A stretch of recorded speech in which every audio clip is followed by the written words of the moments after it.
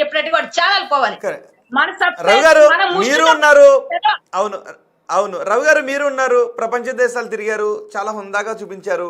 కానీ non veg మాత్రం ఎందుకు ఏదైనా చూపించాలంటే బూతులతో చూపించాలి, అమ్మాయిలతో తిరగటమే చూపించాలి, ఏ విధంగా నేను ఎప్పుడు ఏ అమ్మాయిని ఎంగేజ్ చేసుకున్నాను చూపించాలన్న దృక్పథంలో ఎందుకున్నాడు? అలాంటి వ్యక్తిని జనాలు ఎందుకు సబ్స్క్రైబ్ చేసుకున్నారు అని అనిపిస్తుంది మీకు? ఎందుకంటే భారతదేశంలోని థాయిలాండ్ లాగా ఓపెన్ గా ఉండదు కదండి, కట్టుదిట్టం కదా. సో జనాలందరికీ ఒక క్యూరియాసిటీ, ఎలా ఉంటారు, వేరే దగ్గర ఎలా ఉంటారని. ఎందుకు చూపిస్తారంటే వాడు పెరిగిన వాతావరణం మనకు తెలియదు కదండి, వాళ్ళ అమ్మ నాన్న వాడిని ఎలా పెంచారో మనకు తెలియదు కదండి, వాళ్ళ ఇంట్లో సిచ్యువేషన్ ఏంటో మనకు తెలియదు కదా, వాళ్ళ ఇంట్లో ఏం వ్యాపారం చేశారో మనకు తెలియదు కదా.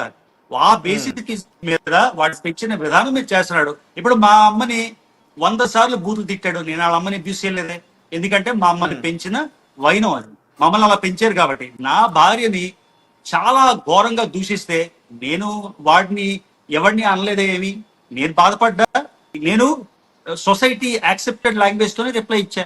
ఒక్కసారి నేను బూత్ పబ్లిక్ లో మాట్లాడలేదే.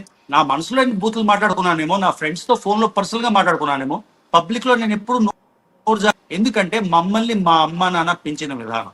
సో వాళ్ళు అలా చూపిస్తున్నాడంటే మరి వాళ్ళ ఇంట్లో ఏం ప్రాబ్లం ఉందో నాకు ఎలా తెలుస్తుందండి.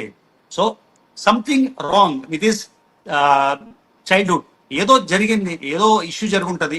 ఒక సైకియాట్రిస్ట్ ని మెంటల్ జాయిన్ చేసి, ఇండియా వచ్చేసి ఈ ఛానల్ మూసాక చెప్పులు కడుక్కోవడానికి వచ్చినప్పుడు మెంటల్ హాస్పిటల్లో జాయిన్ చేసి జైల్లో కన్నా సైకలాజికల్ ట్రీట్మెంట్ ఇచ్చాక అప్పుడు జైల్లో పెట్టాలి, అప్పుడు కుదురుతుంది. సో ఇది మెంటల్ ఇష్యూ అండి, అని సైకలాజికల్ ఇష్యూ, అది ప్రాబ్లం బేసిక్ గా. So he needs mental help.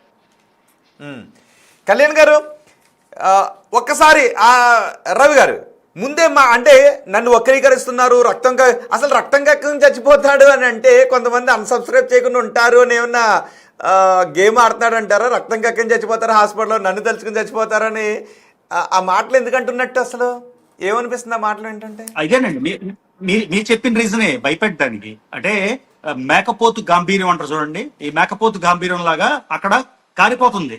అంటే ఇంత శ్రమ మొత్తం పోతుంది కదా, అది కనబడకుండా. నేనే లివింగ్ టెస్టిమోనీ అండి. 3.5 ఏళ్ల బ్యాక్ 2002 జూలైలో నాకు ఇదే శాపం పెట్టాడు, రక్తం కక్కుని చచ్చిపోతానని.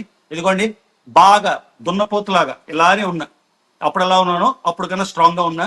అప్పుడు 186 దేశాలు తిరిగాను, ఇప్పుడు 195 దేశాలు కంప్లీట్ చేశాను. సో నేను ఇంకా బెటర్ గా ఉన్నానండి, ఎవడు భయపడదు. ఓకే, కళ్యాణ్ గారు పొట్టగొడుతున్నారా అన్వేష్ పొట్టగొట్టాలని చూస్తున్నారా?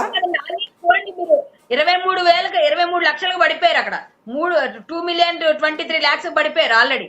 అంటే చెప్తున్నాను, మీరు ఇంకా ఇంకా ఇంకా ఇంకా పడిపోతారండి రేపటికి. ఇంకా అసలు 10 మిలియన్ కాదు, మామూలుగానే 2 మిలియన్, సారీ 1 మిలియన్ కూడా తగ్గిపోయి 10 lakhs లోపలనే వచ్చేయాలని కోరుకున్నాను.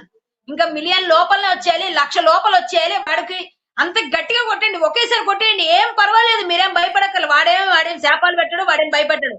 వాడికి భయపడేది ఏంటండి, వాడు వెధవ అని చెప్పాను కదా, అలాంటి వెధవల శాపాలు ఏమీ తగలవు.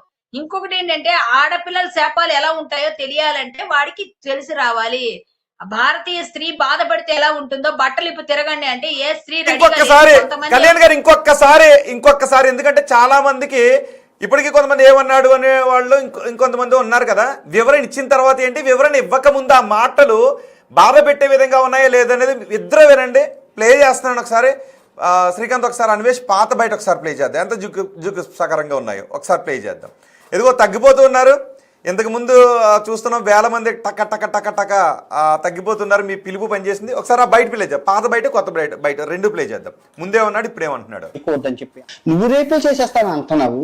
సీతాదేవి తర్వాత ద్రౌపది ఏ టీషర్ట్లు వేసుకున్నాందా రేపులు అయ్యాయి. ఆ రోజుల్లోనే రేపు మగవాడికి చెప్పాలా రేపులు చేయకూడదని చెప్పి. నువ్వు రేపే చేసేస్తాను అంటున్నావు. సీతాదేవి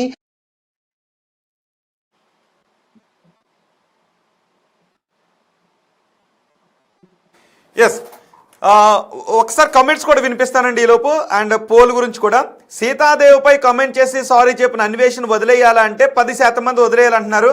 ఈ 10% మంది అన్వేష్ చేసింది తప్పు కాదు అని అనుకుంటూ ఉన్నారా? ఎవరైనా ఎస్ ఐ సపోర్ట్ అన్వేష్ అని మెసేజ్ చేయండి. ఒకవేళ మెసేజ్ చేస్తే నేను మీతో కనెక్ట్ అవటానికి